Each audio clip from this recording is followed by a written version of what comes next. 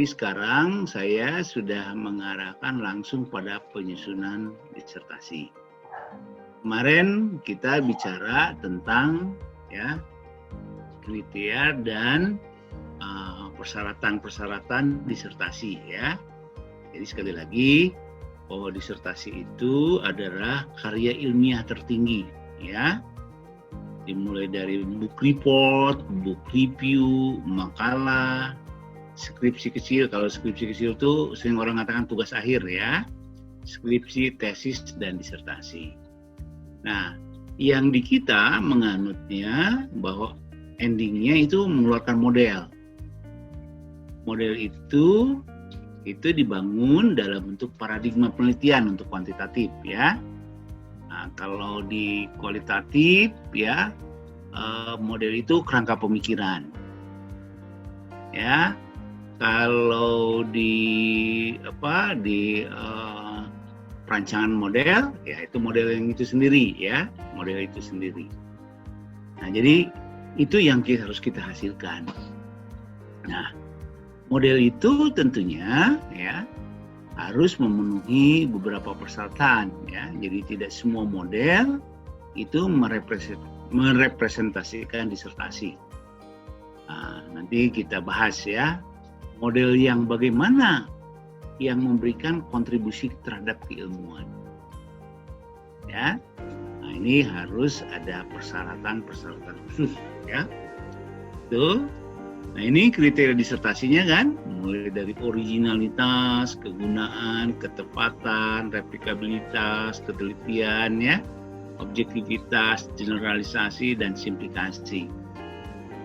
Ya, atau orang sering mengatakan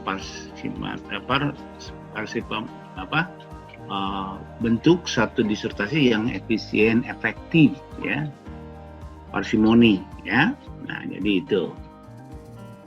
Nah, ini sudah minggu yang lalu ya. Nah, sekarang kita mulai ya, inti dari disertasi itu yaitu inti dari penelitian itu menjawab perumusan masalah ya. Perumusan masalah itu berangkat dari masalah itu sendiri. Nah, sering orang salah mengartikan ya bahwa ketika kita meneliti seolah-olah yang kita teliti itu punya masalah. Padahal hakikatnya itu bukan masalah. Bisa saja itu simptom. Ya, gejala. Nah, oleh karena itu ya di dalam konteks yang paling krusial di dalam penulisan disertasi itu, Anda harus betul-betul bisa menemukan satu masalah yang layak untuk diteliti, ya, yang layak untuk diteliti. Nah, jadi sekali lagi tidak semua ya aspek-aspek tertentu itu kita kategorikan masalah, ya. Nah, jadi oleh karena itu ini crucial poinnya ya. Nah, penemuan masalah harus dibarengi dengan pemecahan masalah. Jadi jangan sampai kita menemukan masalah, tapi kita tidak tahu solusi penyelesaian masalahnya, hanya identifikasi masalah. Nah, banyak juga masalah yang sudah diidentifikasi ternyata tidak ada solusinya. Ya. Nah, ini hati-hati betul ya. Sebagai contoh, kita ingin meneliti tentang penelitian kuantitatif, ya. Lalu kita meneliti tentang kinerja aparatur pada era COVID dengan analisis kuantitatif, misalkan. Nah, ada masalah. Tetapi ketika persoalan itu kita teliti dengan analisis kuantitatif, tidak cukup kuat. Kondisi yang ada itu merefleksikan ya masalah yang sebenarnya. Nah, jadi tidak boleh dengan analisis kuantitatif ya kalau datanya tidak cukup relevan untuk itu. Maka kita geser ke analisis kualitatif, disertasi kualitatif ya. Nah, kedua, proses penemuan masalah, identifikasi bidang pemilihan topik masalah, perumusan masalah itu harus clear. Ya, nah, jadi tidak sembarangan ketika kita ya menemukan masalah, mengidentifikasi masalah sampai merumuskan masalah. Ada ketentuannya, ya.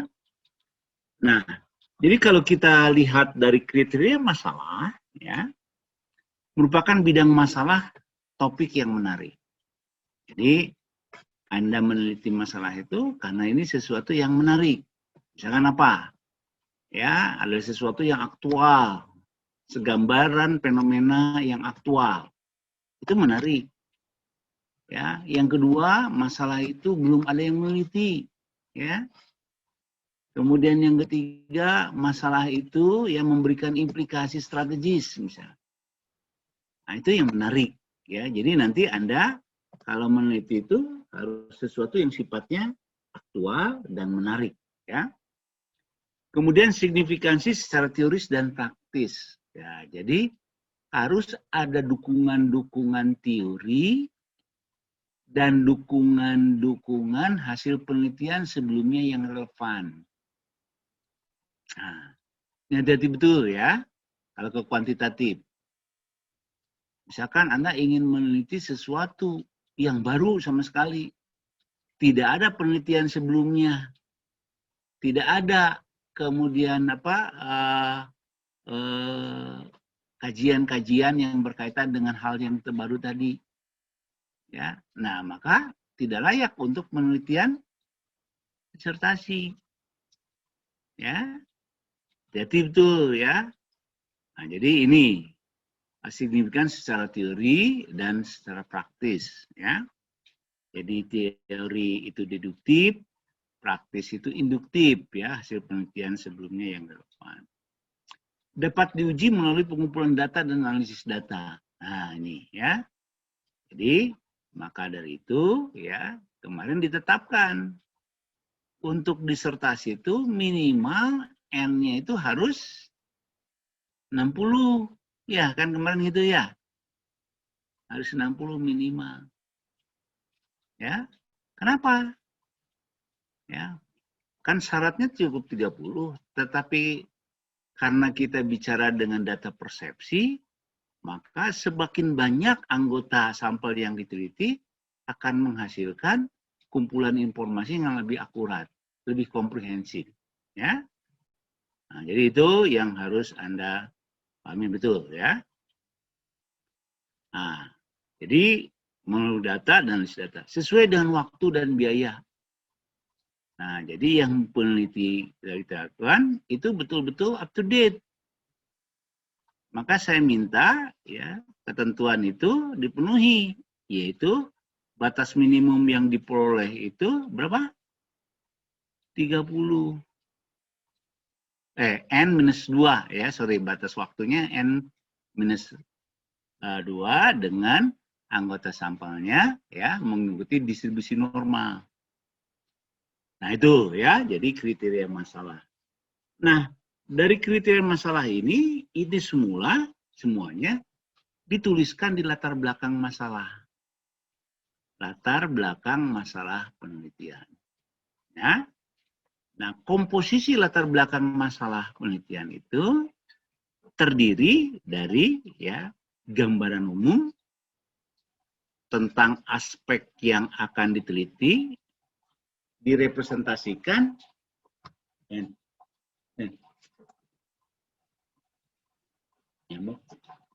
ya direpresentasikan ya secara umum, lalu mengkerucut untuk focusing ya, jadi gambaran umum itu mengkerucut dulu, lalu focusing.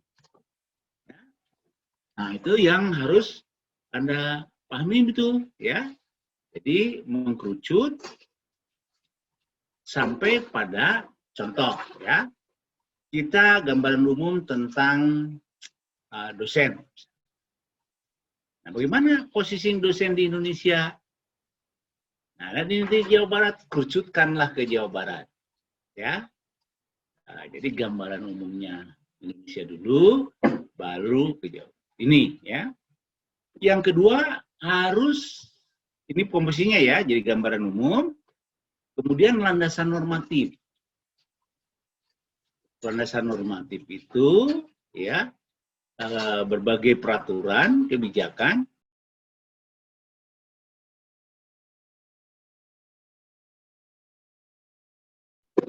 ya. Nah, jadi yang kita lihat ya landasan normatif itu ya itu ada beberapa syarat. Satu, betul-betul relevan dengan pokok masalah yang diteliti. Ya, gambaran umum. Landasan normatif. Yang kedua, ya, mulai dari landasan normatif yang utama, yang pokok, dalam ini undang-undang, ya, terus mengkerucut sampai dengan kebijakan atau peraturan pada level operasional. Nah, ini penting, ya. Jadi, kalau Anda nanti menulis sesuatu, misalkan pendidikan, mulai dari undang-undang pendidikan, ya, terus sampai dengan, ya, Kepmen, Permen, Pergub, ya kalau di daerah. Nah, ini harus ada Anda lengkap, ya. Dan ini harus yang terbaru, ya. Nah, jadi misalkan Anda menguraikan tentang pemerintahan daerah, ya, mulai dari otonomi daerah, ya, yang pertama yang diperbaharui dengan undang-undang yang terbarunya. Nah, ketika Anda mengutip kontennya dari undang-undang itu, ya harus berangkat dari yang terbaru. Ya, harus berangkat dari yang terbaru. Ya, jadi seperti itu posisinya. Jangan sampai nanti Anda ya me-refer atau menggunakan konten undang-undang yang lama. Nggak boleh, ya. Nah, jadi cerita undang-undangnya boleh dari yang awal sampai yang diperbarui, tapi kontennya Anda mengutip dari sesuatu undang-undang yang terbaru. Nah, ini penting, ya, landasan normatif. Kenapa? Karena landasan normatif di dalam disertasi sebagai payung hukum. Ya. Nah, yang kedua, landasan teori. Landasan teori itu adalah di latar belakang itu mengenai statement, pernyataan, ya, bahwa pentingnya variabel tersebut untuk diteliti. Statement atau pernyataan tentang pentingnya variabel itu untuk diteliti. Nah, landasan teoritis itu bisa dua bentuk. Ya, bisa deduktif, bisa induktif. Deduktif itu teori, sedangkan induktif itu hasil penelitian yang mendukung, yang mendasari, ya, yang menunjang pokok masalah yang sedang kita teliti. Ya, nah itu. Jadi posisinya seperti itu. Ya, saya ulangi lagi. Landasan teori itu berupa statement atau pernyataan, ya, tentang pentingnya masalah itu untuk diteliti, di mana landasan teoritis itu bisa berdua bentuknya, ya. Pertama dulu teorinya dulu, deduktifnya, induktif, nah dilanjutkan dengan induktifnya, ya. Tuh, jadi seperti itu. Nah, ini harus, ya, yang terbaru. Tidak boleh di latar belakang Anda menggunakan teori di bawah tahun 2015. Sekali lagi, ya. Di latar belakang tidak boleh menggunakan teori atau hasil penelitian di bawah tahun 2015 untuk angkatan Anda. Ya. Nah, jadi contoh, Anda meneliti tentang, ya, guru misalkan, kinerja guru atau kinerja dosen, ya. Nah, maka Anda harus mengungkapkan keberhasilan pembangunan akan sangat bergantung pada, ya, kualitas pendidikan. di mana pendidikan ini ya akan sangat bergantung pada ya kualitas dosen. Nah, itu kan statement pernyataan. Jadi di landasan empirik itu tidak boleh ada definisi. Ya, sekali lagi, di latar belakang tidak boleh ada definisi.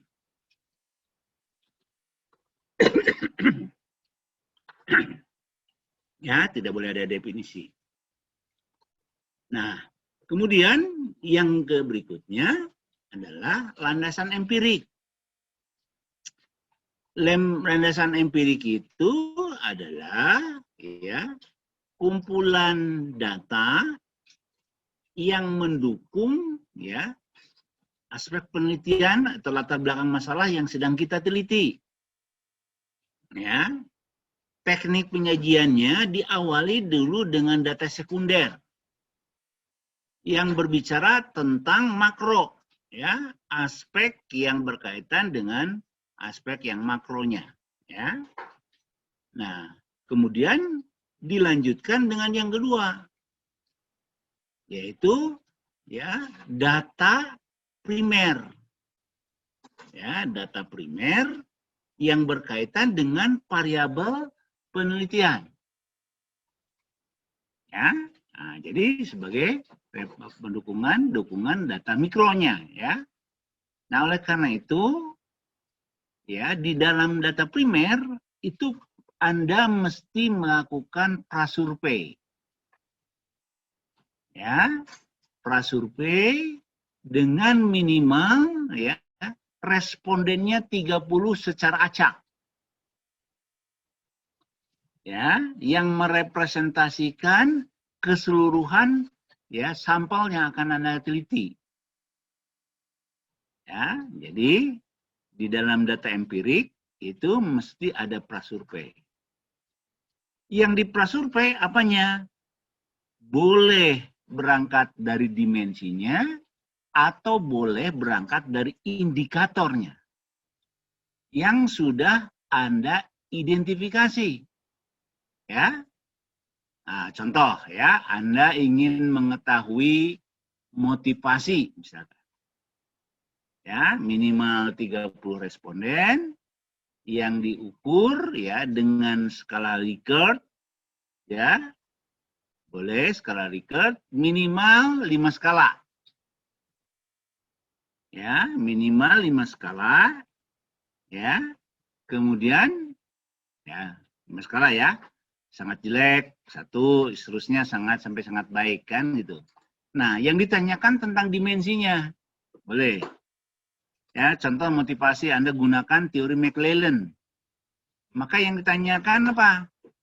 Ya, motivasi, kebutuhan berprestasi, kebutuhan berafiliasi, kebutuhan kekuasaan. Kalau Anda menggunakan McClellan. Ya. Nah, jadi itu yang Anda prasurvei. Dari 30 orang. Lalu dari prasurvei nanti dicari nilai rata-rata dan standar deviasinya. Nah, dari data itu akan tergambar apakah motivasi yang kita prasurvei itu masalah tidak?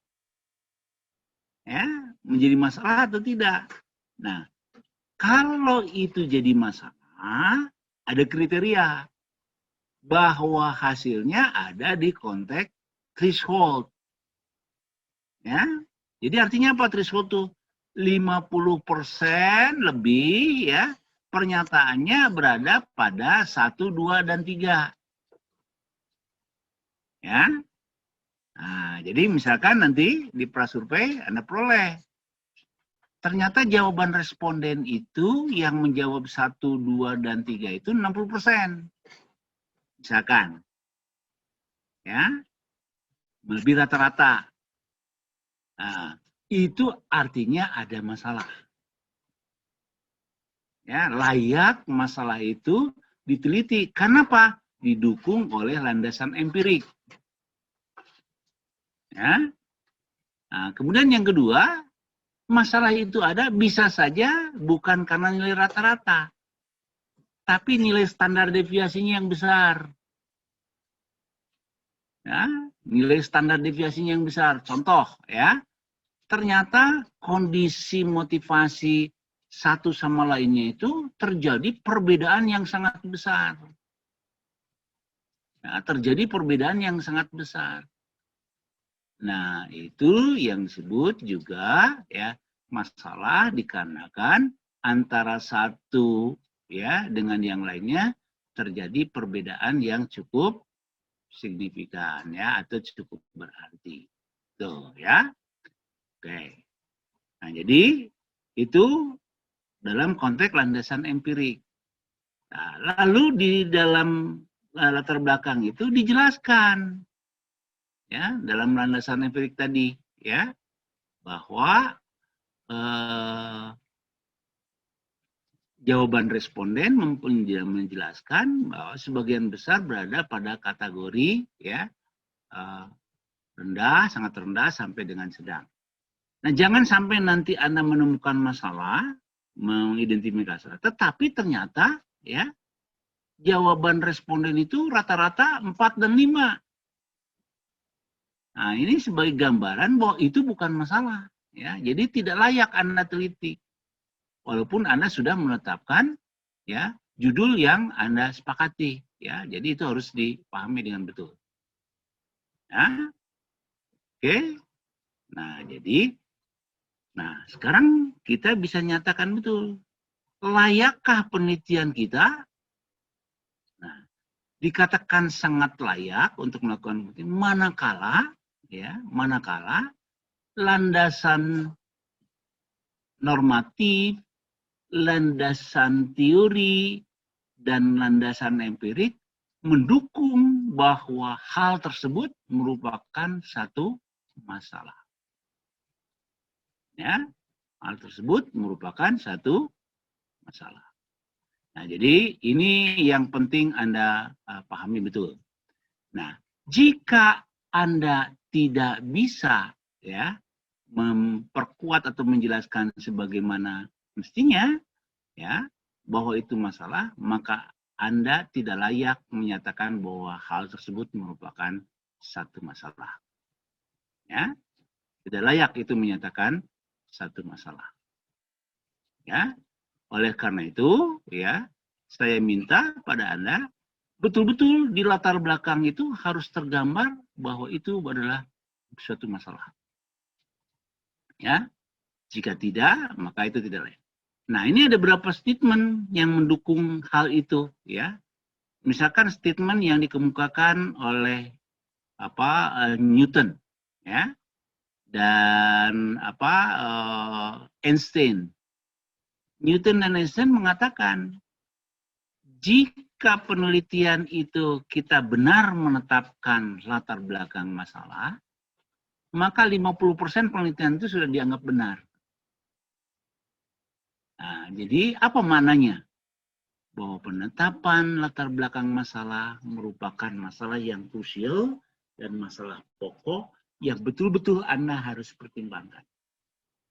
Terlebih-lebih dalam penulisan disertasi. Ya. Nah, jadi kita kemarin sudah mendiskusikan judul ya. Nah, coba sekarang.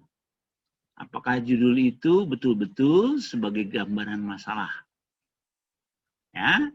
Nah, jadi jangan sampai ya kita sudah menetapkan judul ternyata itu bukan suatu masalah, tapi hanya merupakan simptom saja atau gejala saja ya. Nah, itu. Jadi adanya masalah untuk diteliti tadi ya. Kemudian ya adanya kejelasan penetapan objek waktu yang lebih jelas. Jadi nanti Anda harus ada di latar belakang mengapa Anda mengambil judul ini ya di tempat yang Anda tetapkan dan pada waktu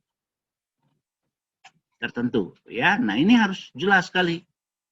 Jadi jangan sampai begini, ya. Saya kemarin sudah ulas sedikit di unsur objektivitas. Jangan sampai Anda ya menetapkan pokok masalah ya di lingkungan kerja Anda, lalu Anda memberikan reasoning karena kemudahan data. Tidak boleh, ya. itu tandanya tidak objektif, subjektif. Boleh saja Anda melakukan penelitian di tempat kerja Anda, tapi Anda harus menjelaskan secara ilmiah kenapa pentingnya Anda melakukan di tempat Anda. Nah, itu minimal ada 4 reasoning. Ya, 4 reasoning yang menjelaskan tentang ya pentingnya Anda melakukan penelitian di tempat Anda. 4 reasoning ya. Nah, itu ya. Kalau itu sudah Anda penuhi semua ya. Nah, kemudian di latar belakang tersebut harus nampak rasionalitas objektif tadi ya. Jadi ketika Anda menetapkan di tempat Anda karena pertimbangan tadi ya. Kemudian muncul state of the art. State of the art itu apa? Ya, bedanya penelitian Anda dengan penelitian sebelumnya, state of the art. Ya, dan yang terakhir harus novelty. Jadi dasar kebanggaan ya yang menjadi kebanggaan Anda di dalam melakukan penelitian ini. Ya, nah harus diungkap situ. Ya.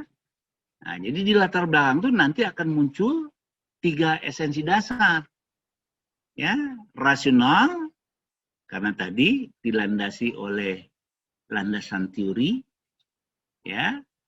Kemudian objektif karena dilandasi empirik ya.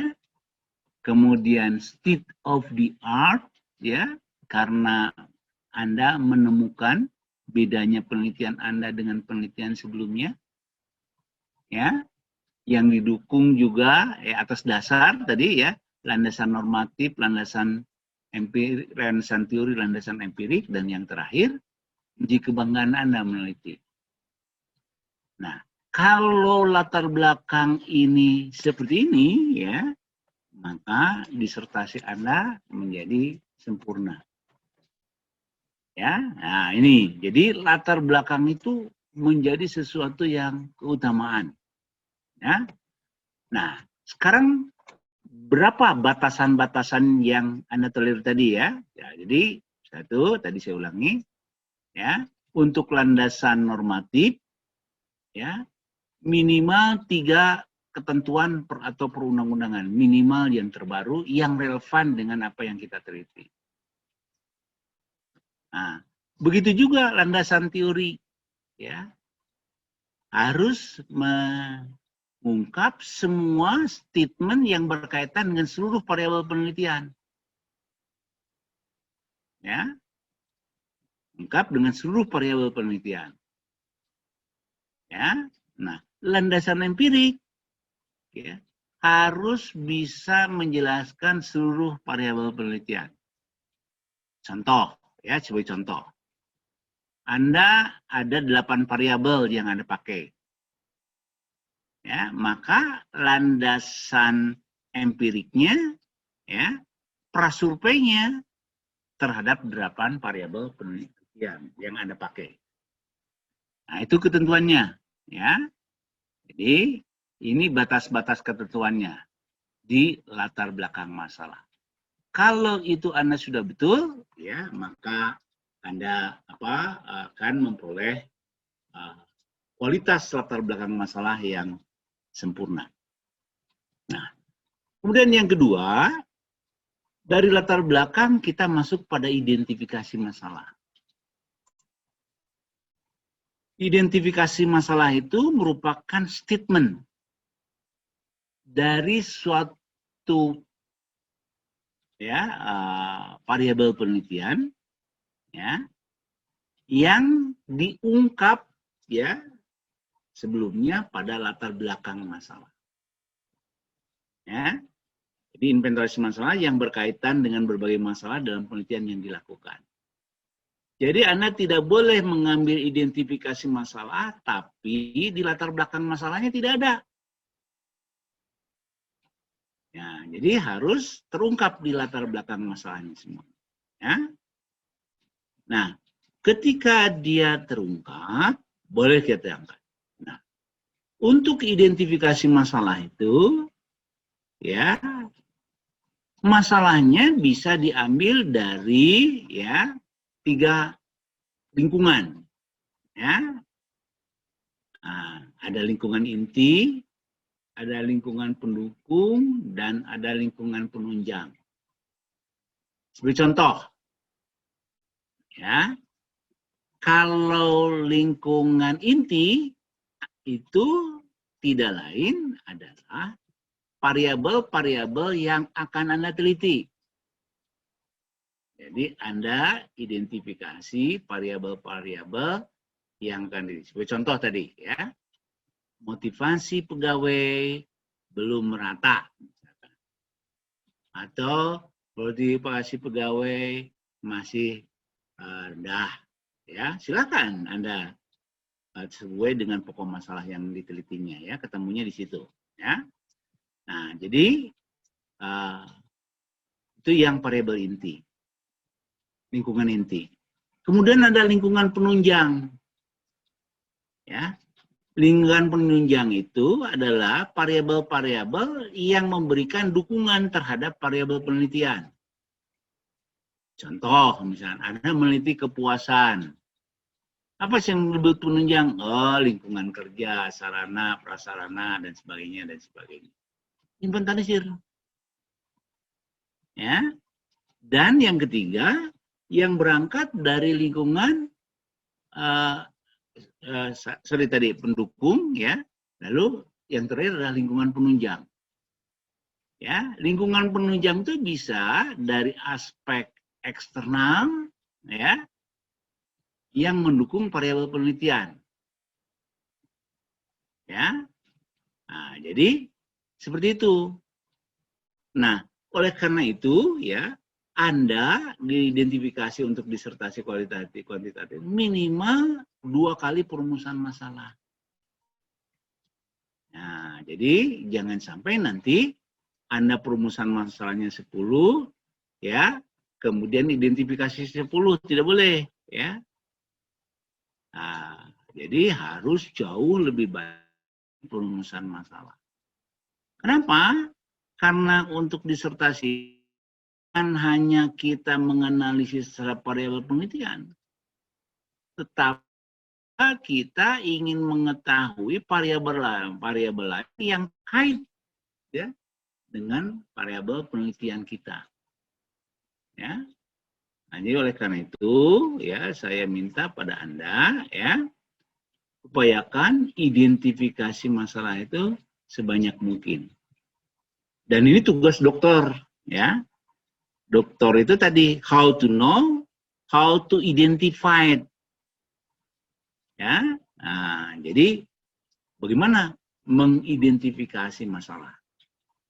Ya.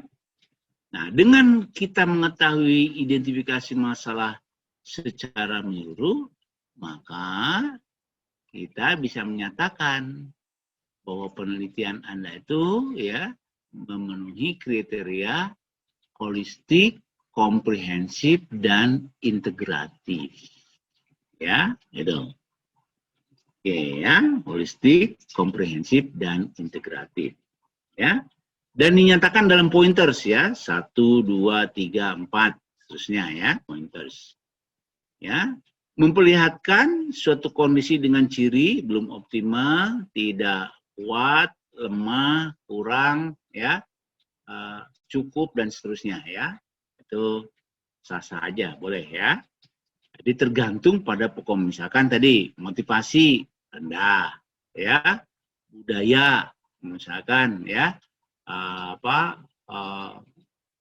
budaya kerja, ya, rendah, ya, kondusif atau tidak kondusif, ya, terserah, itu tergantung pokok masalahnya. Nah, jadi ini dan semua harus berangkat dari latar belakang. Ya, ini hati-hati, ya, sering kita mengeluarkan identifikasi masalah itu atas dasar persepsi kita, naluri kita, intuitif kita. Ditulis, tahu-tahu di latar belakang tidak ada. Ya, nah, itu bukan identifikasi masalah. Nah, yang kedua adalah batasan masalah. Yang ketiga batasan masalah. Ya, memfokuskan masalah yang sedang diteliti untuk lebih jelas dan lebih terarah. Ya. Nah, jadi nanti misalkan yang menjadi objek penelitiannya apa? Nah, tadi variabel-variabel penelitian Anda. Ya. Menggambarkan kausalitas antara variabel penelitian. Ya. Nah, jadi kita tentukan ya, misalkan di situ penetapan objek penelitian yang jelas, contohnya misalkan bahwa responden yang kita teliti adalah misalkan guru-guru yang telah mendapat sertifikasi, dosen yang telah mendapat sertifikasi, atau pegawai yang memenuhi kriteria sebagai manajer, ya. Itu memberikan pembatasan pada masalah, ya, supaya kita lebih fokus, ya, lebih fokus.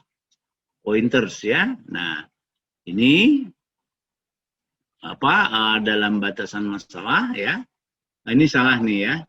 Jadi bukan 2 kali, ini nggak perlu, ya.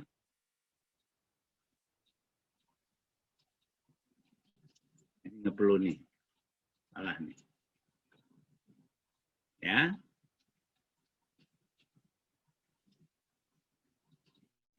Nah, dinyatakan dalam pointers, ya. Oke. Nah, ini batasan masalah. Ya, jadi pembatasan masalah itu, ya, tujuannya, ya, untuk memfokuskan bahwa pokok masalah kita itu pada aspek-aspek tertentu saja, ya. Nah, kalau di kualitatif tidak ada identifikasi masalah, ya, sekali lagi di kualitatif tidak ada identifikasi masalah, ya. Di kualitatif tidak ada identifikasi masalah. Identifikasi masalah itu sudah langsung masuk pada latar belakang masalah penelitian. Ya. Nah, kalau di dalam kuantitatif ada batasan masalah. Nah, tapi di kualitatif tidak ada batasan masalah, tapi fokus penelitian. Ya, jadi bedanya, ya. Jadi yang satu pada batasan masalah di kuantitatif, sedangkan di kualitatif adalah fokus penelitian, ya. Jadi itu bedanya. Tapi aspeknya sama, ya, intinya. Nah, selanjutnya kita masuk pada perumusan masalah, ya. Perumusan masalah harus jelas dan tegas, ya. Betul-betul berangkat dari perumusan masalah, ya, yang diambil dari latar belakang masalah, ya. Nah, kemudian yang berikutnya, ya, tidak ambiguitas, ya. Jadi tidak ragu-ragu kita di dalam menetapkan, ya, perumusan masalah itu. Dan semuanya, ya, tidak kami katakan karena semuanya didukung oleh tadi landasan empirik, ya.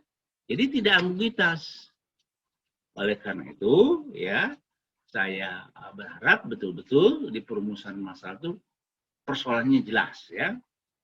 Kemudian mengekspresikan hubungan antara dua variabel atau lebih,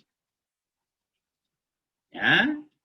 Nah, jadi kita harus bisa menjelaskan ada kausalitas atau hubungan atau kausalitas dari dua variabel atau lebih, ya. Nah, mudah diukur dan mudah dianalisis.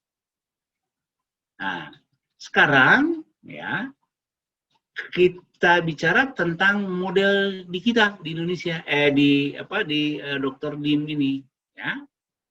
Di Dr. Dim ini, ya, bicara tentang perumusan masalah itu dikategorikan pada dua aspek, ya. Aspek pertama adalah aspek deskriptif, ya, dan yang kedua adalah aspek verifikatif, ya. Sekali lagi, yang pertama adalah aspek deskriptif, yang kedua adalah aspek verifikatif. Nah, jadi representasi analisis deskriptif itu ditanyakan bagaimana? Ya, bagaimana kondisi dari variabel yang kita teliti. Ya, itu pertanyaannya bagaimana. Sedangkan aspek verifikatif, ya, representasi aspek verifikatif itu ditanyakan seberapa besar. Nah, ini ada logikanya, ya, ada logikanya. Di beberapa disertasi orang lain, ya, yang ditanyakan itu terdapat pengaruh. Adakah pengaruh besar? Bagaimana pengaruhnya? Ya, nah kita sudah mengidentifikasi bahwa variabel itu jelas, ya, merupakan variabel yang sudah harus diteliti dan masing-masing memberikan kontribusi. Oleh karena itu, ya, variabel itu sudah pasti menjadi variabel dominan, ya, sudah menjadi variabel dominan. Nah, oleh karena itu, ya, saya berharap pada Anda, ya, berharap pada Anda betul-betul, ya, penelitian Anda yang kita lakukan itu, ya, merupakan penelitian yang sudah jelas variabel itu memberikan kontribusi yang signifikan. Jadi tidak perlu Anda ragukan lagi dan tidak perlu Anda pertanyakan lagi, ya, bahwa variabel itu berpengaruh atau tidak berpengaruh. Ya, nah, jadi ini pentingnya, ya, pemahaman Anda, ya, bahwa di dalam disertasi kita itu variabel yang kita tetapkan sudah merupakan variabel yang memberikan kontribusi yang berarti. Jangan ada lagi interpretasi atau keraguan bahwa variabel itu ada atau tidak pengaruhnya. Ya, di kita sudah membuktikan, ya, bahwa variabel itu ada pengaruhnya. Karena ada, maka yang kita tanyakan berapa besarnya. Ya. Nah, dari mana Anda mengatakan yakin ada? Kan kita sudah mengatakan tadi, ya, sudah didukung oleh landasan normatif, didukung oleh landasan teori, dan didukung oleh landasan empirik. Ya, nah, jadi itu adalah apa yang perlu Anda pahami betul, ya, untuk bicara, ya, penelitian kita di dalam perumusan. Nah, tinggal, ya, bagaimana cara penulisannya, ya. Jadi kalau analisis regresi dimulai dengan, ya, simultan. Ya, dimulai dengan simultan, lalu parsial. Ya, dimulai simultan, simultan, lalu parsial. Analisis jalur, ya, dimulai dulu, ya, dari parsial, lalu simultan. Analisis sistem dimulai dari simultan, lalu parsial. Analisis data panel dimulai dari simultan, selanjutnya parsial. Ya, nah, jadi itu cara penulisannya. Sebagai contoh, ya, Anda meneliti variabel, ya, apa contohnya, ya, X1, X2 pada Y, ya, pada Z misalkan. Ya. Nah, ini kalau regres, ya, masing-masing. Jadi bagaimana X1, bagaimana X2 deskriptifnya, bagaimana Y, bagaimana Z deskriptifnya. Atau penulisannya boleh per struktur, ya. Nah, ini X1, X2 variabel bebas. Jadi bagaimana X1 dan X2. Bagaimana Y, bagaimana Z. Nah, verifikatifnya, ya, kalau ini regres, ya, karena tidak ada korelasi regres, ya, maka, ya, seberapa besar pengaruh X1 dan X2 terhadap Y, ya. Kemudian yang keduanya, seberapa besar pengaruh X1 terhadap Y, Kemudian berikutnya, seberapa besar pengaruh ya X2 terhadap Y. Ya, Prof, suaranya nggak keluar. nggak keluar. Ada, Prof. Terdengar, Ada ya? Terdengar, Prof. Sumedang kejauhan kayaknya. Ada, Prof. Oke, Terdengar ya. jelas, Prof. Dengar ya? Jelas, Prof. Oke. Nah, jadi itu ya. terdengar Jadi, Prof. ya, jadi contohnya kalau ini katakan regres, maka seberapa besar pengaruh deskriptif dulu ya. Bagaimana kondisi X1 dan X2. Satu. Yang keduanya, bagaimana kondisi Y. Yang ketiganya, bagaimana kondisi Z. Tuh, ya. Kemudian verifikatifnya. Seberapa besar pengaruh X1, X2 terhadap Y. Ya, yang keempat. Yang kelimanya, baru parsialnya. Seberapa besar pengaruh X1 pada Y. Yang keenamnya, seberapa besar pengaruh X2 pada Y. Yang ketujuhnya, seberapa besar pengaruh Y terhadap Z. Ya, itu. Nah, itu kalau dia regress ya dan SEM. Nah, sekarang kita gunakan Anies jalur. Ya, kalau Anies jalur terbalik ya. Parsial dulu. Verifikatifnya seberapa besar pengaruh X1 pada Y, seberapa besar pengaruh X2 pada Y, yang ketiga, seberapa besar pengaruh X1, X2 pada Y, dan yang terakhir, seberapa besar pengaruh Y terhadap Z. Ya? Nah, itu cara penyusunannya. Jangan dibalik-balik ya. Jadi akan sangat bergantung pada ya alat analisis yang Anda gunakan. Ya. Oke. Nah, kemudian maksud tujuan penelitian ya. Ini sudah umum ya. Maksudnya adalah untuk menganalisis menguji pengaruh variabel model dalam judul disertasi yang akhirnya ya kajian tersebut menjadi landasan dalam menjelaskan pola keterkaitan antara konsep ekonomi dan manajemen ya. Nah, tujuannya ya menjawab perumusan masalah ya. Nah, jadi kalau tujuan itu ya harus sama dengan perumusan masalah jumlahnya ya.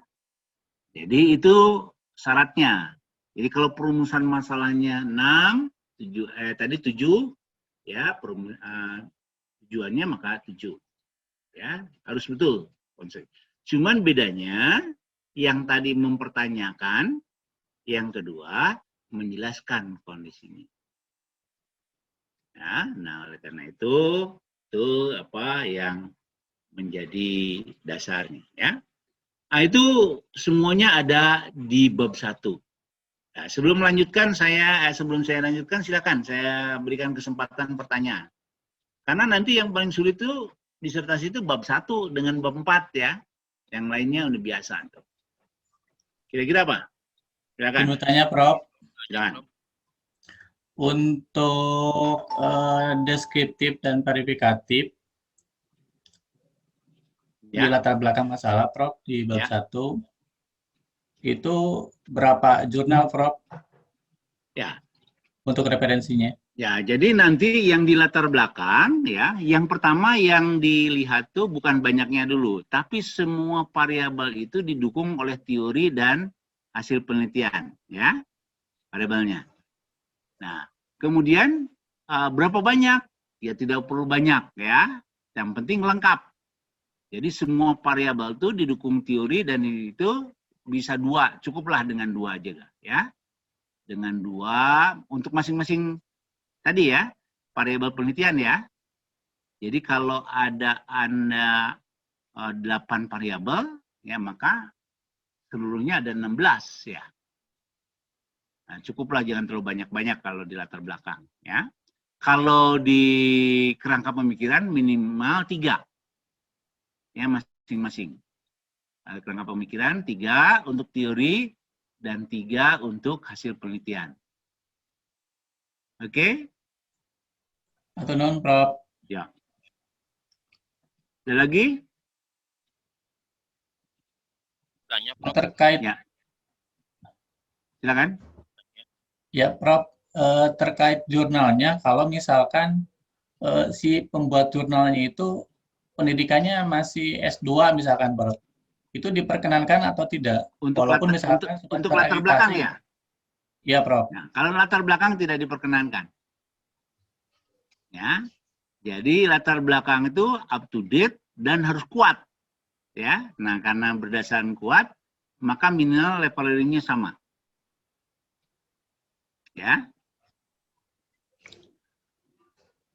Latar belakang itu kan kita harus berangkat dari teori yang betul-betul kuat, dari statement yang betul-betul kuat.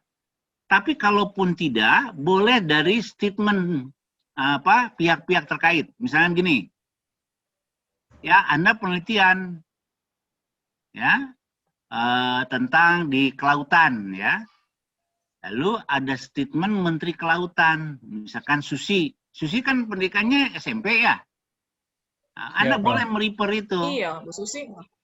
Ya Bu Susi kan SMP, tapi dia ketika buat pernyataan ya, Kementerian Kelautan melakukan penelitian di mana hasil penelitiannya sebagai boleh diambil. Karena pernyataannya bukan Susinya, tapi pernyataan lembaga, institusi. Boleh ya? Boleh kalau Oke, baik. Oke, baik, Prof. Prof. Ya. Sip. Ya. Jadi ada dua ya. Kalau dia betul-betul representasi akademisi, ya, itu harus setara, minimal setara ya. Nah, tetapi kalau kelembagaan, statement pemerintahan, kelembagaan yang dipublis, boleh ya. Anda tidak melihat pada latar belakang pendidikan seorang statement itu, tetapi dia mengatasnamakan institusinya. Oke. Nah, ini di latar belakang tuh berat sih biasanya ya, paling sulit ya. Saya begini, kalau latar belakang tidak kuat, nanti Anda akan punya masalah setelah penelitian. Umumnya ya, yang datang ke Bapak atau ujian dinyatakan tidak lulus itu ya ada dua hal. Di latar belakangnya menyatakan masalah, di penelitiannya tidak ada masalah. Nah, itu pasti dinyatakan tidak lulus. Ya, harus penelitian ulang. Hati-hati betul ya. Hati-hati betul ya. Walaupun Anda bisa menyanggahnya, Pak, betul-betul ini berdasarkan data responden. Ya, kami olah dengan benar, Pak. Tidak mau tahu saya ya. Nah, berarti Anda nggak ngerti penelitian. Jadi Anda melakukan penelitian di mana penelitian itu bukan suatu masalah. Paham ya? Nah, jadi hati-hati betul. Ya. Jadi jangan begitu saja Anda percaya ke responden. Ya. Nah, si peneliti itu untuk S3 itu bisa menjustifikasi. Kalau statement responden itu salah, bisa menjustifikasi. Ya. Nah, itu ya. Jadi Anda harus paham betul ya. Kenapa saya menekankan betul di latar belakang masalah. Dari pengalaman disertasi ya, banyak itu kegagalan itu dikarenakan tadi. Ya. Di latar belakang ada masalah, di lapangan setelah Anda ke lapangan tidak ada masalah. Pasti suruh penelitian ulang. Ya. Nah, bayangkan sudah lama Anda penelitian ulang, ya, udah lakukan proses sebagainya, tahu dinyatakan ulang. Wah, ini banyak yang frustasi ya. Oke, itu hati-hati ya. Nah, jadi betul-betul di latar belakang itu harus tergambar, ya, bahwa itu masalah yang saya katakan tadi ya didukung karena didukung oleh landasan normatif, landasan teori, dan landasan empirik. Oke, ada lagi? Tanya, Prof. Ya. Tadi di latar belakang itu Prof sampaikan ada adanya state of art dan novelty, Prof. Ya. Ya. Tadi disampaikan sama Prof bahwa state of art itu adanya suatu perbedaan dari penelitian yang sebelumnya, Prof. Ya. Kemudian novelty itu adanya suatu kebanggaan. Ya. Berarti sama dong, Prof. Novelty dengan state of art. Ya beda ya. Jadi kalau state of the art itu ya itu menggambarkan bahwa penelitian Anda ya berbeda dengan yang lain. Ya. Nah, sedangkan novelty itu kebanggaan. Kebanggaan itu bukan karena perbedaan saja. Ya. Bukan karena perbedaan, tetapi bisa Anda mengungkap ya lebih jauh dari gambaran fenomena, ya. Itu menjadi kebanggaan. Ya. Nah, jadi state of the art itu bagian dari novelty. Ya.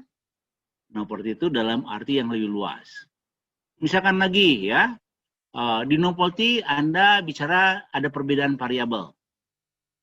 Ya, yang Anda gunakan ya. Kemudian di state of the art Anda tambahkan lagi, ternyata Anda menggunakan ya alat analisis yang lebih canggih gitu ya. Nah, itu menjadi novelty. Kenapa lebih canggih? Karena saya ingin mengungkap informasi yang lebih banyak. Nah, itu novelty ya. Jadi novelty itu bisa dalam artian jauh lebih luas daripada state of the art ya. State of the art adalah hanya bagian saja dari novelty. Bisa? Ya? Paham ya? Paham, Prof. Paham nggak? Paham, Prof. Oke. Silakan. Ya. Prof, tanya Ya. Prof. Ya, kalau misalkan ini respondennya itu menjawabnya baik-baik gitu karena mungkin takut menilai atasannya jelek, itu bagaimana untuk nanti Ya, hasilnya? ganti saja respondennya. Satu yang Karena ekstrimnya rata-rata ganti ya. Kalau rata pegawai negeri gitu ya, atau pegawai menilai manajer itu pimpinan baik. Ya, jadi nanti Anda harus klarifikasi ya. Klarifikasi berdasarkan kenapa Anda jawaban baik padahal fenomenanya begini, kan gitu. Jadi kepaksa si peneliti itu interaktif dengan responden ya. Nah, jadi si peneliti itu bukan pasif. Ini seringnya peneliti itu pasif, nerima begitu saja hasil jawaban responden. Padahal jawaban responden itu garbage ya, sampah, nggak perlu Anda tindak lanjuti. Ya. Nah, jadi bisa respondennya diganti atau Anda bisa memberikan pemahaman. Ya. Sehingga nanti dia betul-betul akan menjawab. Ini kan tidak dipublis, ya, menggambarkan kepentingannya untuk disertasi, ya, bukan untuk dimuat dalam media, bukan kan ya. Nah, Anda bikin sehingga responden itu dijamin lah, ya, dijamin kerahasiaannya.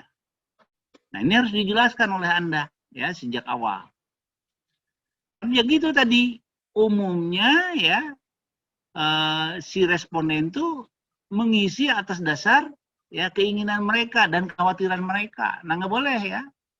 Kita ajak responden itu untuk bisa menjawab satu fenomena yang sebenarnya, ya. Oke. Nah, jadi saya tidak mau tahu nanti, Pak, ini betul-betul Pak, sumpah demi Allah jawaban responden. Ya, Anda yang salah, ya. Nah, ini harus betul-betul ya Anda pahami. Oke. Nah, kalau oke saya lanjut ya. Jadi betul-betul di latar belakang itu harus menjadi sesuatu yang tidak boleh lagi ya Anda ragukan ya. Nah, saya masuk ya pada konteks posisi dan teori ya, peran teori. Untuk penelitian kuantitatif, teori melandasi perumusan masalah, pengembangan hipotesis, pengujian data, analisis, pembahasan, pembuatan kesimpulan sehingga hasilnya bisa mendukung, ya bisa didukung oleh atau penolakan terhadap teori. Ya, nah, jadi misalnya gini, nanti disertasi Anda itu apa posisi penelitiannya, ya. Nah, peran dari teori yang Anda kembangkan. Nah, Anda bisa dinyatakan bahwa posisi penelitian itu nanti di bab 2 ya. Posisi penelitian itu ada di bab 2 yang bisa menjelaskan bahwa ada bedanya penelitian Anda ya dengan penelitian sebelumnya, dan ya penelitian Anda itu sebagai upaya pengembangan dari penelitian sebelumnya ya. Nah, kemudian nanti ini harus dikaitkan juga dengan ketika Anda membuat posisi penelitian ya, dikaitkan dengan penelitian sebelumnya yang relevan. Ya. Nah, jadi saya anjurkan Anda minimal 25 ya untuk angkatan Anda. Hasil penelitian sebelumnya yang relevan ada 25. 25 itu komposisinya ya 40% dalam negeri, ya 60% asing. Ya, jurnal ini dari jurnal ilmiah. Ya. Nah, kemudian ekivalensinya ya, jadi penelitian sebelumnya itu bisa penelitian disertasi, tidak boleh penelitian tesis ya, harus penelitian disertasi. Ya. Boleh itu di-refer ya. Nah, kemudian yang kedua ya, penelitian jurnal ilmiah ya. Nah, hasil riset di jurnal ilmiah yang terreputasi. Ya, baik dalam negeri maupun luar negeri ya. Itu. Nah, Anda kalau kesulitan bisa ke perpustakaan ya. Nanti ada Jalan Sumatera ya. Minta ke Pak Asep di situ untuk akses ke perpustakaan pusat ya. Nah, jadi nanti ada passwordnya di situ, bisa Anda pakai ya.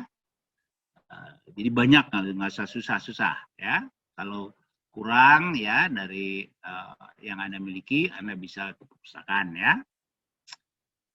Atau juga dari jurnal-jurnal yang dipublis secara gratis ya. Jadi pakai handphone juga ada, high-tech misalkan ya, highlight ya, kemudian ada jurnal-jurnal yang gratisan, tapi ada jurnal yang berbayar, ya kalau jurnal yang berbayar Anda minta passwordnya saja ya, nanti bisa melalui e-library ya. Nah, jadi mempunyai kesamaan itu, kesamaan antara variabel yang digunakan, ya, tapi tidak usah seluruhnya. Misalkan satu jurnal ada satu variabel yang sama dengan penelitian Anda, boleh Anda kutip. Ya, syukur-syukur ada beberapa variabel ya. Tapi bukan berarti semua variabelnya harus sama, tidak ya. Oke, itu. Kemudian yang kedua, ya, saya katakan minggu yang lalu kemarin juga sudah saya jelaskan bahwa betul-betul lokusnya mempunyai kesamaan. Ya, lokusnya mempunyai. Jadi Anda misalkan kalau bicara pendidikan tinggi, maka kesetaranya pendidikan tinggi. Kalau Anda pendidikan dasar dan menengah, kesetaranya pendidikan dasar menengah. Jangan pakai data perusahaan, misalkan kinerja pegawai di perusahaan itu, ya itu salah. Ya. Jadi mempunyai kesamaan lokus penelitian. Ya. Nah, kemudian juga tadi ya, Anda di lokus juga harus lihat betul-betul padanannya. Di lembaga pemerintahan jangan disamakan dengan lembaga swasta ya, berbeda ya. Kalau perguruan tinggi sama ya, sekarang tidak ada pembedaan negeri dan swasta sama. Tapi kalau perusahaan berbeda ya, perusahaan berbeda. Nah, jadi ini betul-betul Anda berikan ya, mempunyai kesamaan lokus penelitian. Waktu pelaksanaan tidak ada luarsa ya. Nah, jadi kita batasi ya, menurut ini boleh ya. Anda pakai di ini dari 2010 ke atas.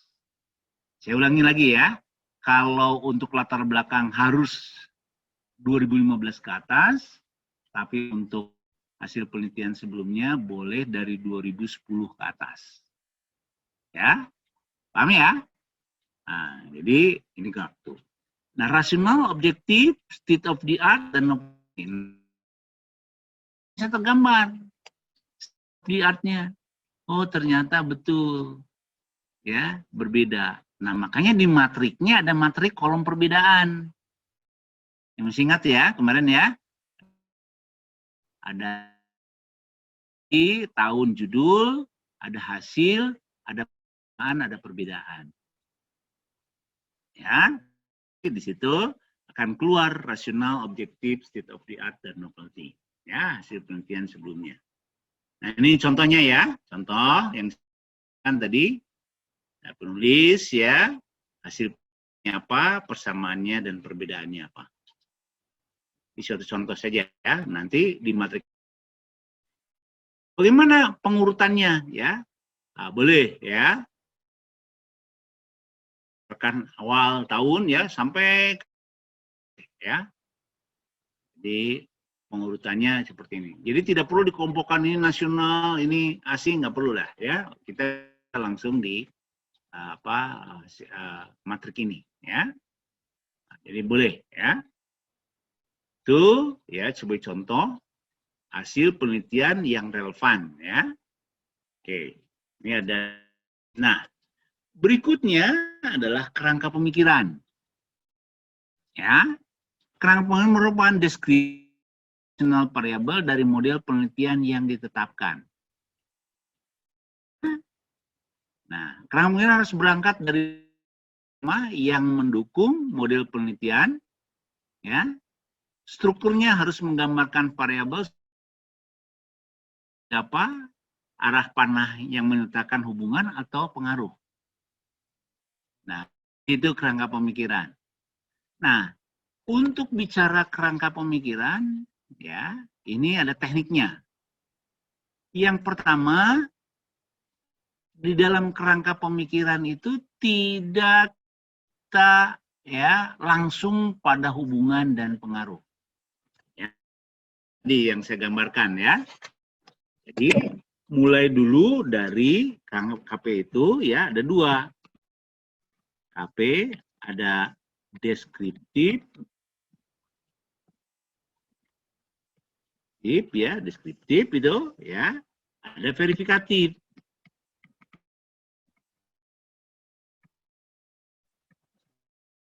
Ya, nah itu. Yang deskriptif ya ini berkaitan dengan hubungan. Ya, ini hubungan. Tuh. Ini bicara pengaruh. Simulasinya ya. Simulasi yang kita lakukan pada perumusan masalah. Ya, jadi ketika kita mulai deskriptif, terus verifikatif, ya. Tetapi bicara deskriptif, urutannya sama perumusan masalah. Jadi jangan karena ya, itu harus disesuaikan dengan. Nah, ketika kita bicara deskriptif, ya, itu cukup dengan dukungan teori saja. Ketika deskriptif cukup digambarkan oleh landasan deduktif saja. Tidak perlu ada dukungan hasil penelitian sebelumnya yang relevan. Hubungan. Kenapa logikanya seperti itu? Karena deskriptif kita bicara tentang conditioning. Ya, jadi cukup dengan. Tetapi ketika kita bicara definitif, ya, itu harus didukung oleh teori dan hasil penelitian sebelumnya. Ya, lalu muncul Anda, Pak, saya ingin sempurna, apakah boleh nggak tambahkan hasil penelitian sebelumnya pada deskriptif? Boleh. Tapi syaratnya betul-betul hasil penelitiannya itu harus persis, ya, atau tidak jauh berbeda dengan penelitian. Baru boleh Anda pakai. Ya. Nah, misalkan ada hasil penelitian sebelumnya, tapi tahunnya lebih awal, menindaklanjuti tahun berikutnya, boleh. Tapi kalau lokusnya beda dan sebagainya, jangan. Ya, kenapa? Karena itu menggambarkan ya sesuatu kondisi yang berbeda. Ya. Nah, jadi sekali lagi di kerangka pemikiran itu ada dua bagian, ada deskriptif, ada verifikatif. Ya. Nah, untuk penulisan kerangka pemikiran, ya, jangan langsung pada teori yang berkaitan hubungan dan teori berkaitan pengaruh. Tapi Anda jelaskan dulu logika berpikir Anda. Ya. Jadi logika berpikir Anda yang menghantarkan terhadap kerangka pemikiran. Ya, jadi ada logika Anda yang mengantarkan kepada kerangka pemikiran. Ya. Harus diantarkan. Misalkan begini, ya. Berdasarkan fenomena yang dihadapi pada saat sekarang ini, ya, peranan dosen menjadi sesuatu yang utama. Dikarenakan dengan dosen yang berkualitas akan menghasilkan kualitas lulusan terus bla bla bla bla bla dan seterusnya, ya. Nah, lalu untuk itu setelah itu ya baru Anda ya mengungkap keterkaitan hubungan ya atau keterkaitan pengaruh ya dalam penelitian Anda. Nah, jadi ini. Nah, kemudian di kerangka pemikiran tidak boleh ada definisi. Ya, sekali lagi, di kerangka pemikiran tidak boleh ada definisi. Ya. Jadi yang ada definisi itu di kajian teori. Jadi saya bisa jelaskan pada Anda, ya, pada disertasi ada 3 kelompok teori. Ada 3 kelompok teori. Kelompok teori yang pertama yaitu kelompok teori yang merupakan statement atau pernyataan dan penempatannya ada di latar belakang masalah. Kelompok teori yang pertama.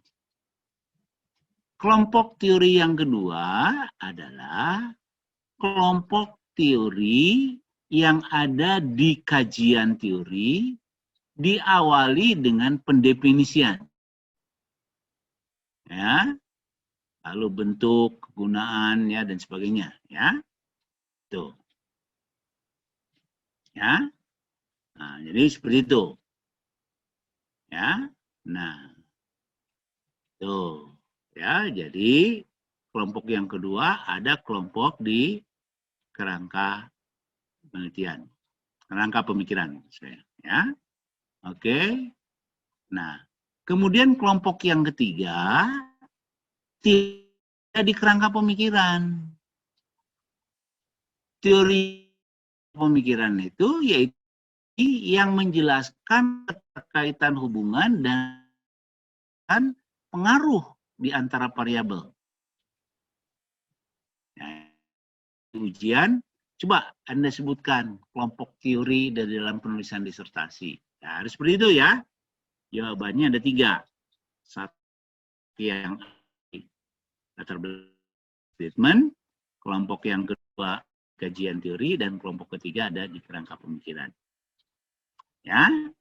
Nah, di kerangka pemikiran satu variabel baik dengan atau pengaruh itu harus didukung minimal oleh 3 teori. Ya. Minim didukung oleh 3 teori. Ya. Tetapi teori di akhir hasil penelitian sebelumnya ada ya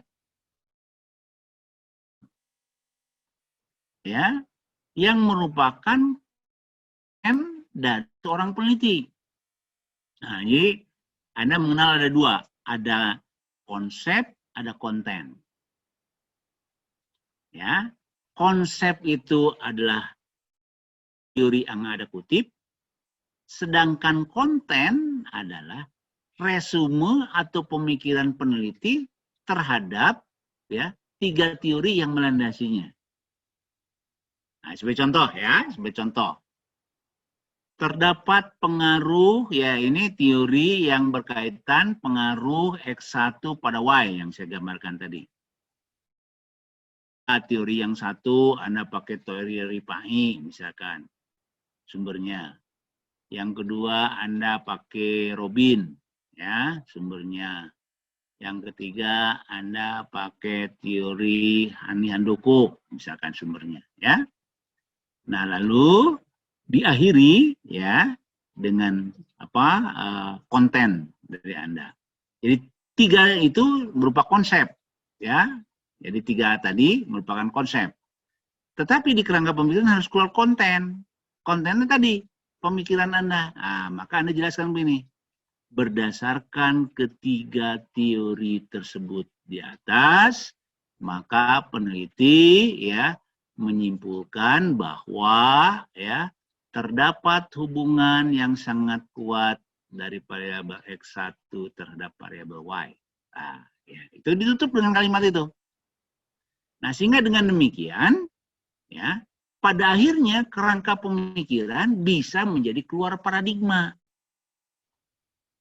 Ya, jadi kerangka pemikiran akan keluar nanti menjadi paradigma. Kenapa? Karena paradigma itu merupakan originalitas ya pemikiran seorang peneliti yang berangkat dari teori dan hasil penelitian sebelumnya yang relevan. Nah, jadi saya minta pada Anda ya bahwa paradigma itu Anda harus pertahankan mati-matian. Ya. Karena Anda menulis itu di ujian apapun Anda harus pertahankan, ya nanti kalau diuji. Ya, jangan sampai Anda ya lalu menyerah terhadap pertanyaan ataupun kritikan ya dari paradigma itu. Ya. Nggak boleh itu.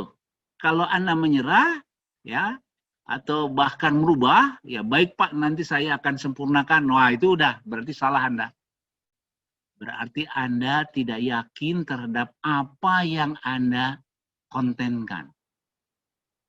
Ya, ini betul-betul ya, Anda harus berupaya sekuat tenaga, ya, bahwa ya paradigma itu adalah betul-betul, ya, konkretisasi pemikiran peneliti. Ya, jangan sampai terbalik. Nih, sering mahasiswa ya pada saat sidang, pada saat itu ya berubah-ubah pikirannya. Ya, berubah-ubah pikirannya. Nah, saya berharap ya tidak boleh seperti itu.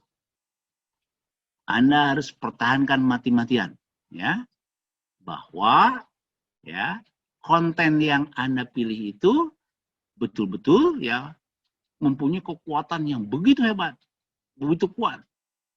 Kenapa begitu kuat? Tadi mulai dari landasan normatif, landasan teori, landasan empirik, ya, kerangka pemikiran.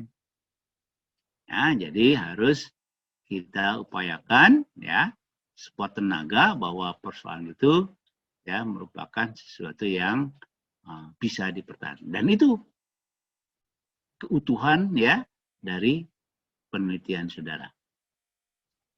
Ya, bisa dipahami? Oke. Silakan, ada pertanyaan dulu.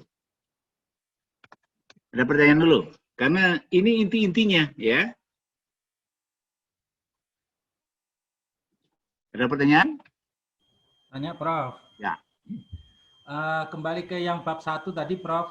Ya. Nyusunnya itu kita langsung ke fenomena di lokus atau kita ceritakan secara global dulu gitu, Prof? Ya, tadi makanya mulai dari gambaran umum dulu ya.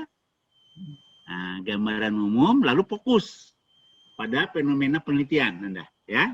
Contoh tadi ya, Anda meneliti mengenai dosen ya. Jangan Anda meneliti dosen di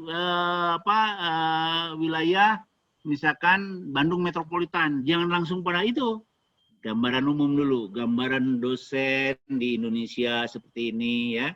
Lalu muncul ke provinsi langsung ke itu ya. Jadi ada runtuyannya ya. Paham ya? Ya, Nah, jadi dari makro sampai ke mikronya ya. ya, Prof. Oke.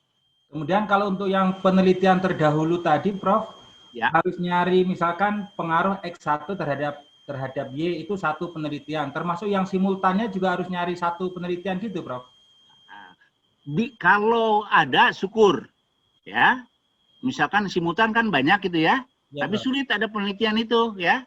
Nah, jadi kalau tidak ada ya, maka ya Anda tidak perlu ditambahkan kalau tidak ada ya. Tapi cukup dengan parsialnya saja, Pak. Parsialnya Ya. saja. Siap, terima kasih, Prof. Oke. Ada lagi? Prof. Ya. Untuk di kerangka pemikiran, untuk grand theory, kan biasanya grand theory itu pertama kali rumus itu ada, model itu ada. Nah, Ya. biasanya kan itu tahunnya itu sudah pada lampau. Ya. Nah, sedangkan ini kan minimal tadi 2010, Prof. Apakah Nah. nanti yang ditaruh di kerangka pemikiran itu mengambil kutipan dari orang, dari grand theory-nya, atau bagaimana gitu, Prof? Ya. Jadi karena kita ketahui grand theory itu sebagai teori konsep awal ya, pasti itu lama-lama kan. Ya, jadi misalnya gini, Anda ya tulis ya. Nah, grand teorinya misalkan teori Samuelson ya, atau teori McClellan ya, itu kan lama kan ya. Nah, jadi tulis saja McClellan dalam ya, sebagai bentuk kutipan ya.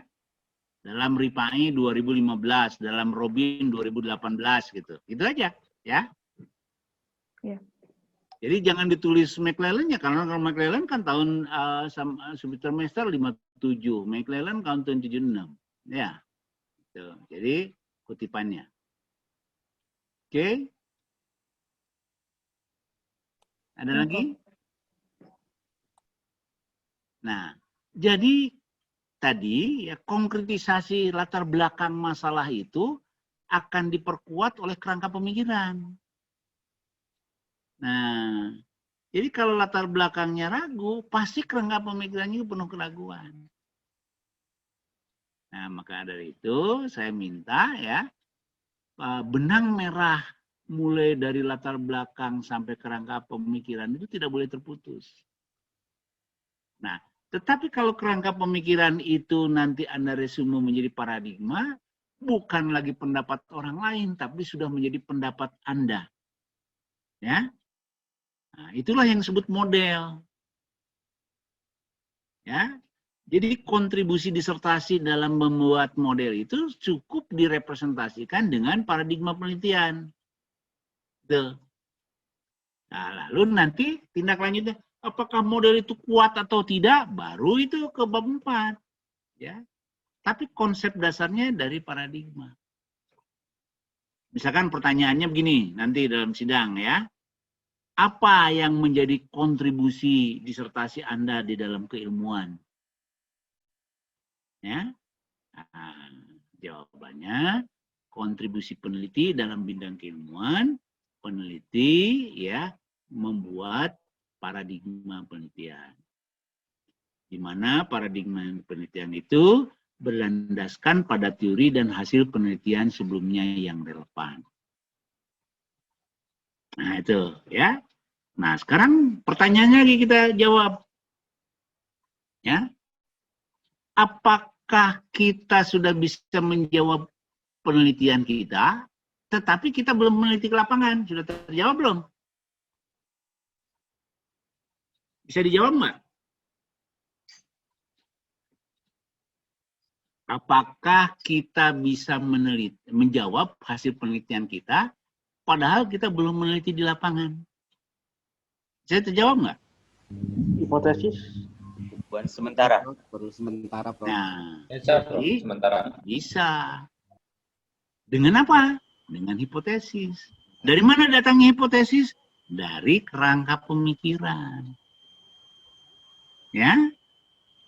Nah, jadi kerangka pemikiran itu ya untuk membuat kesimpulan sementara. Ya, jadi tidak terpisah. Hipotesis datangnya dari mana? Dari kerangka pemikiran.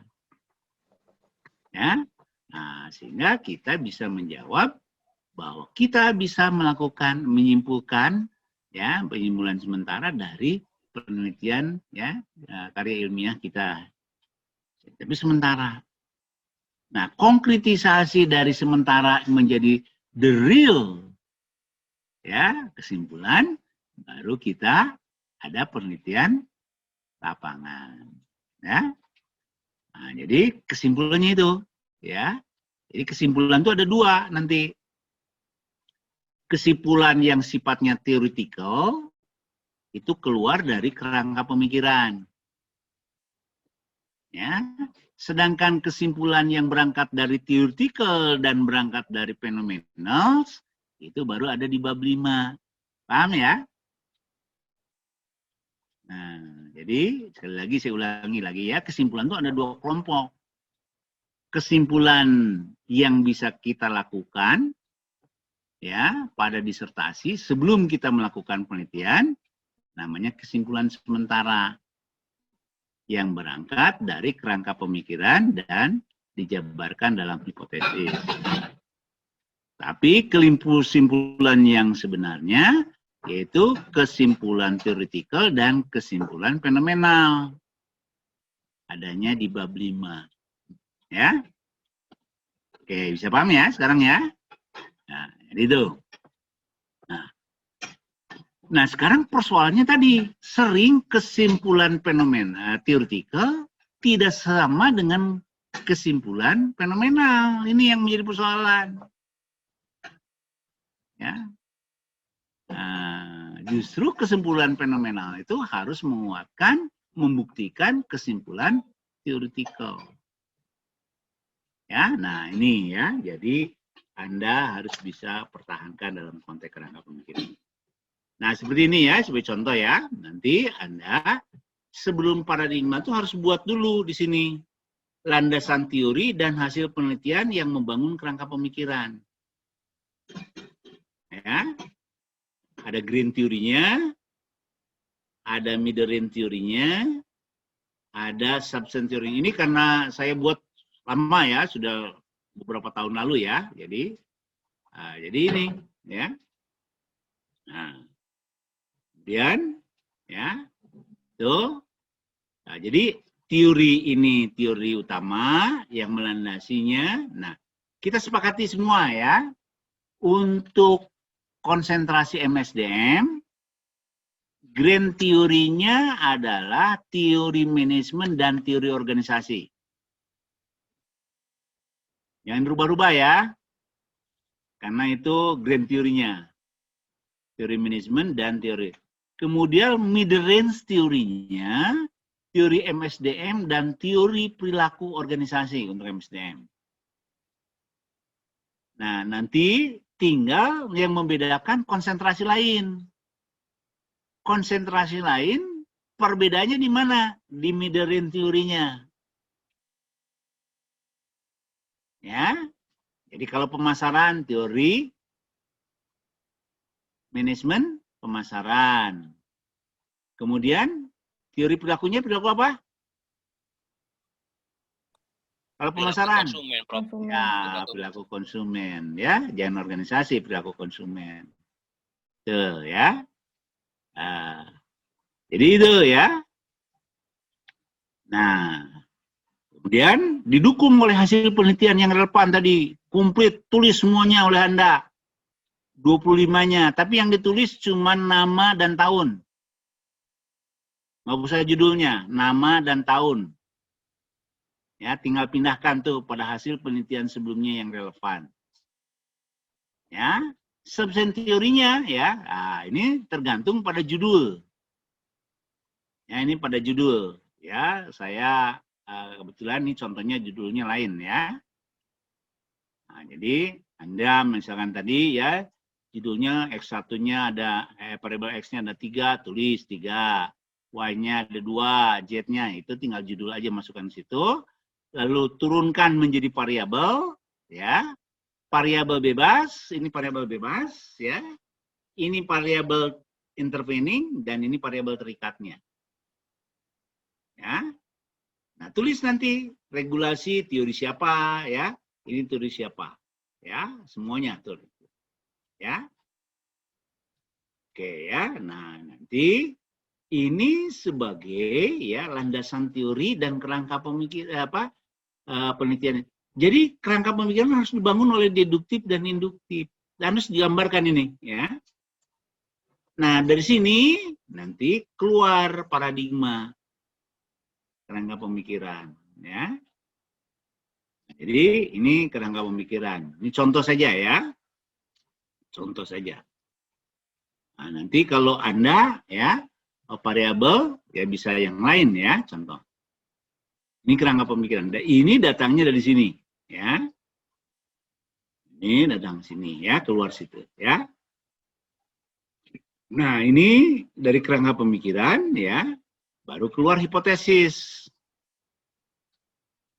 Ya. Ini keluar hipotesis, ya. Oke, hipotesis, ya. Dan hipotesisnya kita tidak berbicara terdapat pengaruh positif, negatif, tidak. Ya. Kenapa?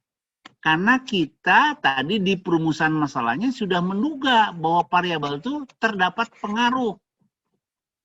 Dan berdasarkan berapa pengaruhnya? Ya, pengaruh itu selalu nilainya positif. Tidak mungkin pengaruh itu nilainya negatif. Karena kalau pengaruh itu terkecilnya 0%, tertingginya 100%. Jadi hipotesis menyatakan tentang kesimpulan sementara yang perlu dibuktikan kebenarannya. Hipotesa dapat diturunkan dari telahan teori. Ya, tadi dari kerangka pemikiran.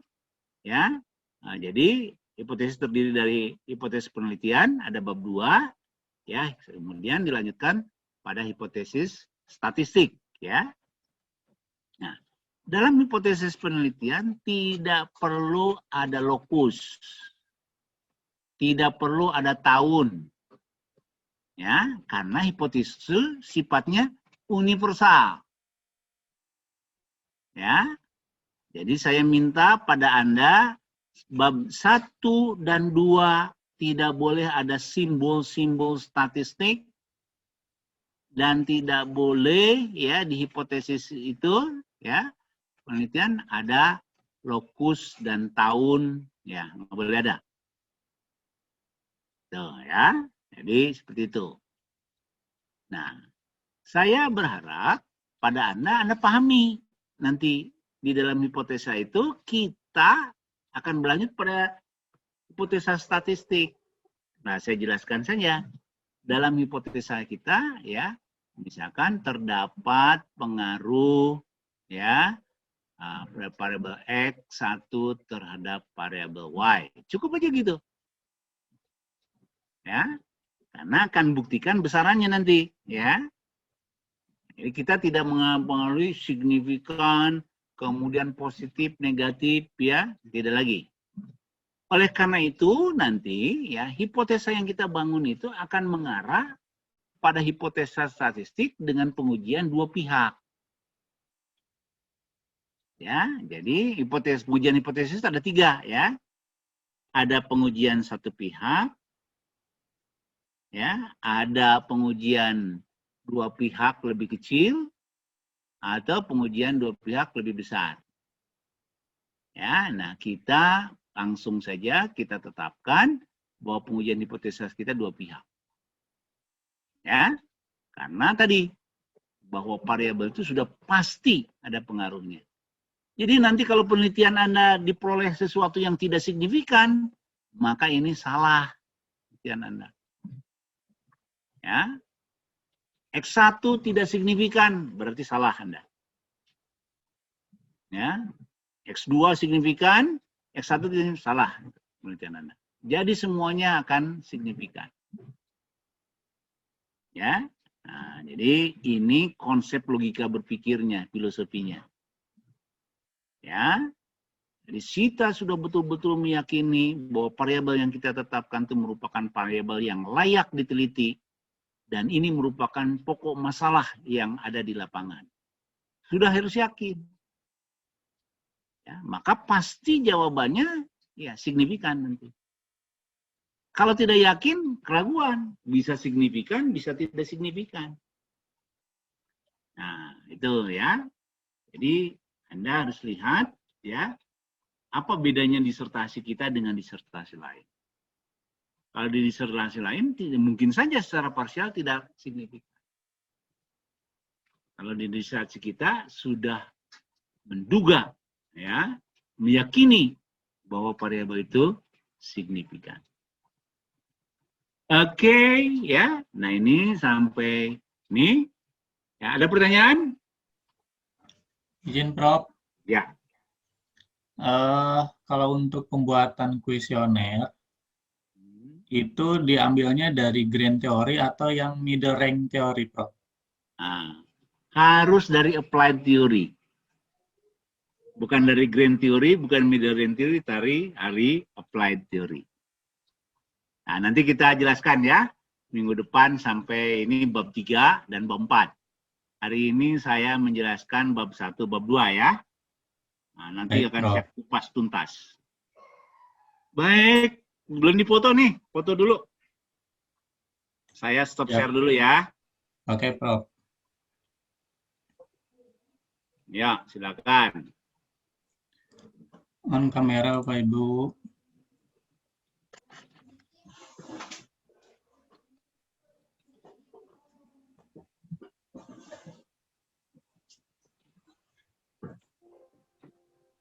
Satu lagi, Prof.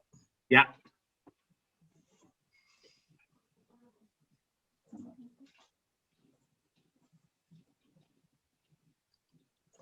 Oke, sudah, Prof. Ya, jadi minggu depan yaitu kuliah ke-5 ya. Saya bab 3, bab 4, bab 5. Saya jelaskan secara tuntas ya. Oke. Terima kasih ya, mudah-mudahan ada manfaatnya. Kita ketemu minggu depan ya. Ya, terima kasih. Bapak Lab ya. Terima kasih, Prof. Terima kasih, Prof. Terima kasih, Prof. Terima kasih.